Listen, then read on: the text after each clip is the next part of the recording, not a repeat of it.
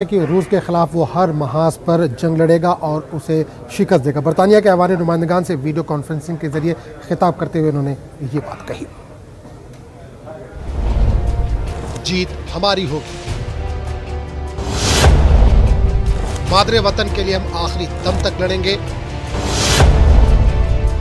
हम शहरों, मैदानों, जंगलों और साहिलों में उनका मुकाबला करेंगे।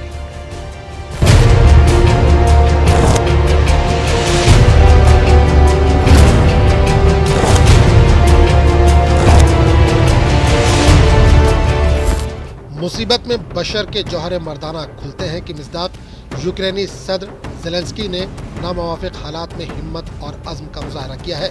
ज़ेलेंस्की मगरिब को मुत्तहिद करने वाली क़ुव्वत के रूप में उभरे हैं। यूक्रेनी फौज हर महाज पर रूस का मुकाबला कर रही है। बरतानिया के अवानी नुमाइंदगान से खिताब में ज़ेलेंस्की ने दुश्मन के आगे डटे रहने और उसे शिकस्त देने के अज़्म का इजहार किया। ज़ेलेंस्की रूस के खिलाफ यूक्रेन की लड़ाई का मौज़ना दूसरी जंग अज़ीम में नाजी जर्मनी के खिलाफ बरतानवी जंगी कोशिशों से कर रहे हैं। Бути чи не бути? Ви добре знаєте, це шекспірівське питання. 13 днів тому це питання ще могло прозвучати про Україну.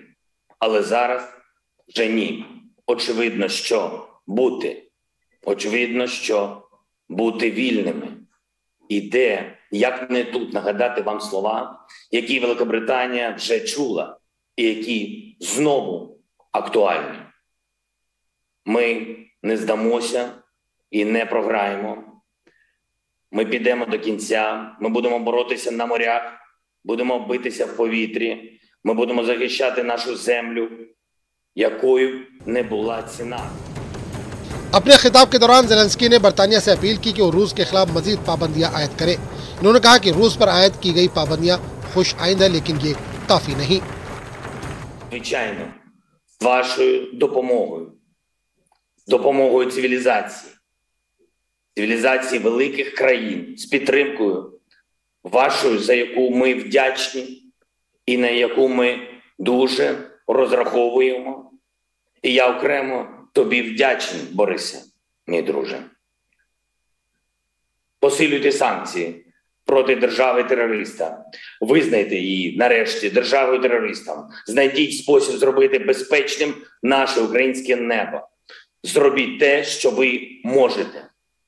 Те, що ви повинні. До чого зобов'язує велич. ज़ेलेंस्की ने यूक्रेन पर नो फ्लाई जोन कायम करने की जरूरत पर जोर दिया।